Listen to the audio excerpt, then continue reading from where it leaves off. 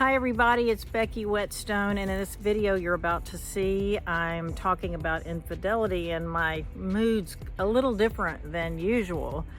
And that's because right before I made the video, I had been talking with some people who are suffering through the anguish of infidelity. And I truly believe if people really, who are thinking about doing something like that, if they really thought about the pain it would cause everyone in their family, that they would think twice. I think most 90% of people would tell me they would.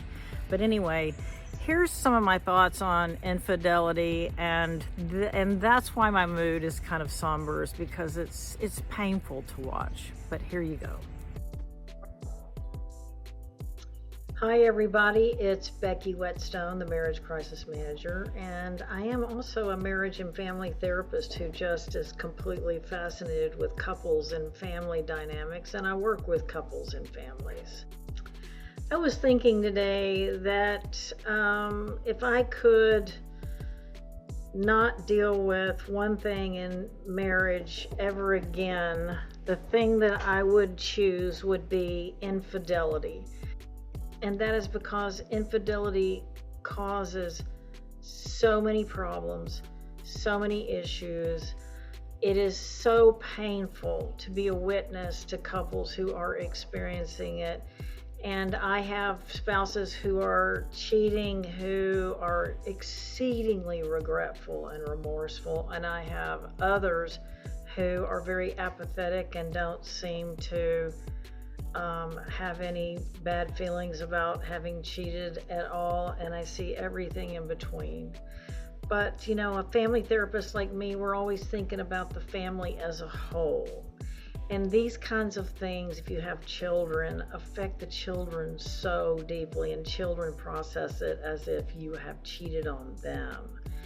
And it becomes part of their life story. My dad or my mom cheated, you know, it becomes a part of the story they tell of their lives. And it's just so painful. I have had 2 clients in the history of my practice come to me saying, Becky, I think I am going to cheat. I am leaning toward cheating, strongly leaning toward cheating. And I wanted to run everything by you first, just so you could talk to me about what the ramifications of that are. And my jaw dropped in both cases, because it is so rare for somebody to ask about things like that prior to actually doing it. And I wish every person who's thinking of cheating or feels like they're susceptible to that would go talk to a therapist and talk about the many things to consider. I've always believed that if you are thinking about cheating, that is a sign and symptom that you need to go to your spouse and tell them that you need to work on the marriage, okay? That you don't start dating before you get a divorce. Not that I'm saying go get a divorce, but I'm saying try to work on your marriage first, and if you can't work things out and you're better off apart, get a divorce and then date.